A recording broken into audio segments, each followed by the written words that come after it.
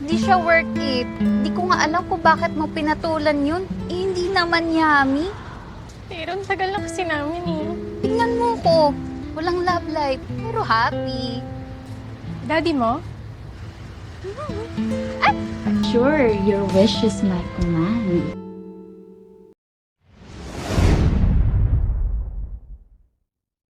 Matapos makipagbakbakan ni Mara sa kanyang BF, pinalitan niya naman sa pagtitinda ang kapatid niyang si Ethan. Ngunit may bumili na babae at napansin ang necklace ni Mara na parehas daw sila. Ang hindi alam ng dalawa na ang lalaking nagregalo noon ay iisa lang pala.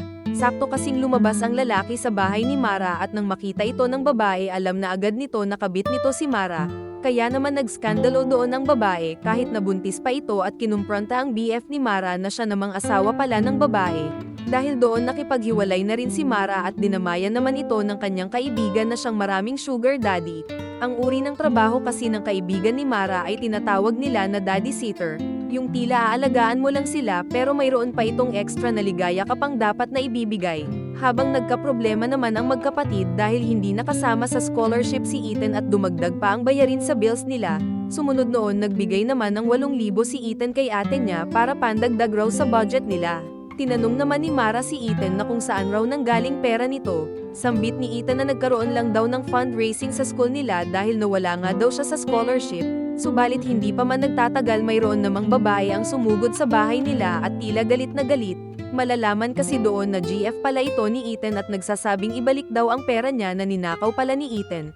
Kaya nang malaman iyon ni Mara at napagtanto niya agad na ang 8,000 na binigay sa kanya ni Ethan ay nakaw nga talaga. Kaya sa mga problemang dumarating na iyon sa magkapatid ay dito na rin magagawa ni Mara ang kumapit sa patalim. Sakto kasing mayroong kliyente ang kaibigan niya at si Mara daw ang pupunta. Sa una ay nagdadalawang isip naman si Mara ngunit pumayag na rin ito kalaunan.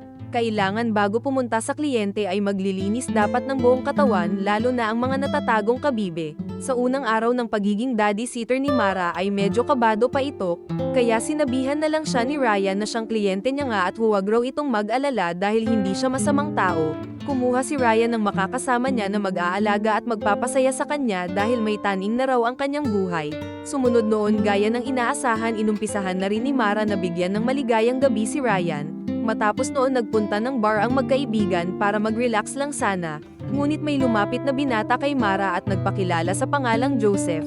Sumabay naman si Mara sa gustong gawin ni Joseph kaya sumunod noon pansamantala na silang nagpaligaya sa bawat isa na talaga namang mapapasana all ka na lang.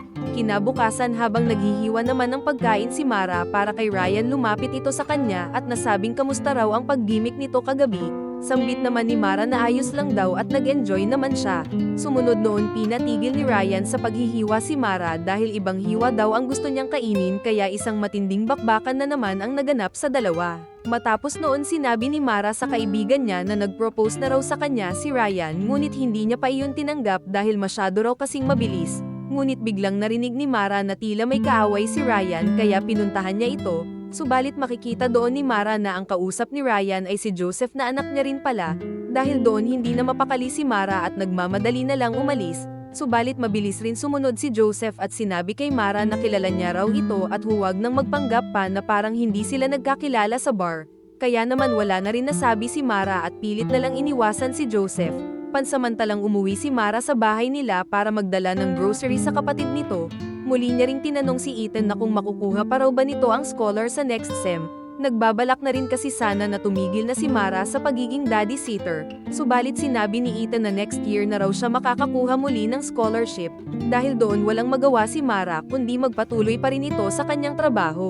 Samantala kausap naman ni Ryan ang abogado niya dahil gusto nitong tanggalan na ng mana ang anak niyang si Joseph dahil adik na raw ito. Matagal na rin ganun ang ugali ni Joseph kaya hindi na ito pinaniniwalaan ng kanyang ama kahit mangako pa ito na magbabago na raw. Dahil doon mayroong binalak na masama si Joseph sa kanyang ama at gustong lagyan nito ng droga ang shake na iinumin ng kanyang ama.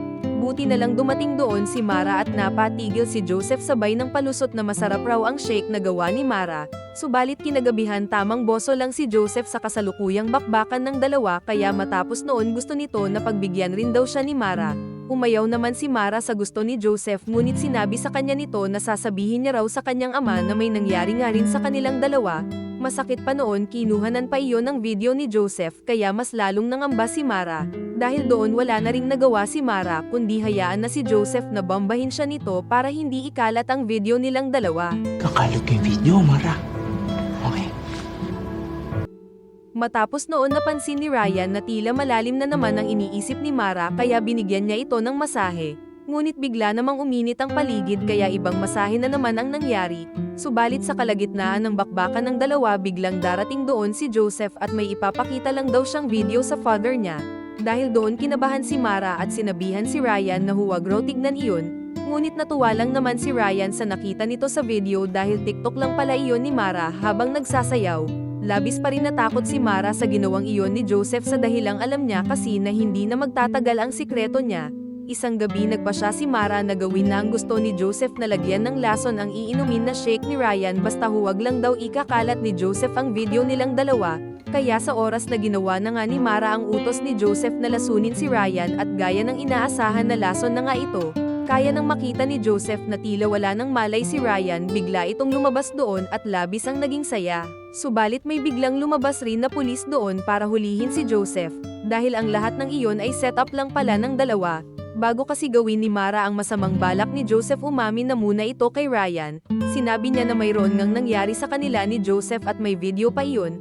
Kaya kapag hindi raw ito sumang-ayon sa gusto ni Joseph ikakalat niya raw ang video at sasabihin kay Ryan ang lahat. Dahil doon nagplano si Ryan na gawin nga raw ni Mara ang nais ni Joseph pero babalik na rin nila ito para mapakulong na siya ng tuluyan. Matapos noon dumating na rin ang araw na pumanaw na rin si Ryan at lahat ng kayamanan nito ay iniwan niya kay Mara maging ang bahay nito.